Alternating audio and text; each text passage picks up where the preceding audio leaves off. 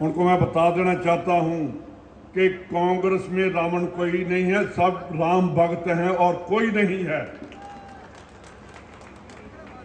उनका नारा सबसे पहले अगर आरएसएस के ऊपर बैन लगाया तो वो सरदार पटेल जो पहले होम मिनिस्टर हुए थे उन्होंने बैन लगाया। अगर किसी पार्टी का आजादी के बाद उन्होंने ये देखा कि जो देश की आजादी को नुकसान पहुंचा सकती है वो आरएसएस से है, और गुजरात के ही रहने वाले सरदार पटेल उन्होंने आरएसएस के ऊपर बैन लगा दिया। आज मैं सीएम साहब के साथ अंदर नहीं गया, मैं बाहर जो वर्कर थे और जो दीवार के बाहर खड़े थे मैंने उनके साथ बात की। प्रभारी का काम ये नहीं होता कि स्टेज पर बैठ के लीडरों को मिल लिया। प्रभारी का काम है कि वर्कर की नब्ज को देखना कि कहां से बोल रहा है।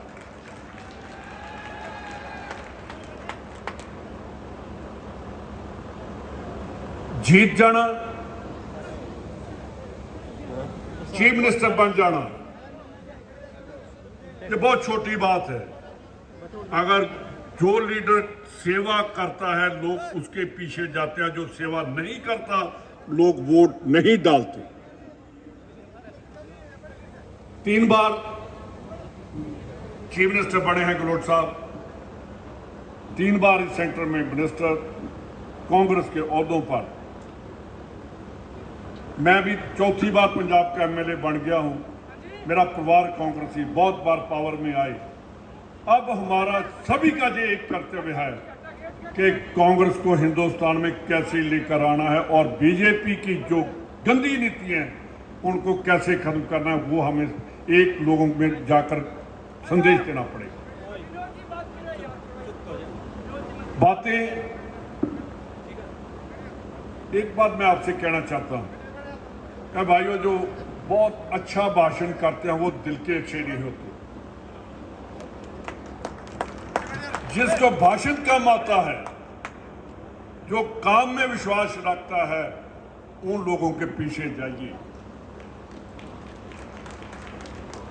जिनके 10-10 लाख का एक सूट है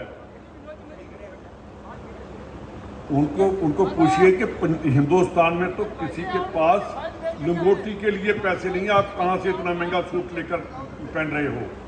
आपको याद होगा महात्मा गांधी आजादी से पहले जब यूके गए थे इंग्लैंड में, तो एक धोती और एक उनके पास लंगोटी और एक सोटी थी।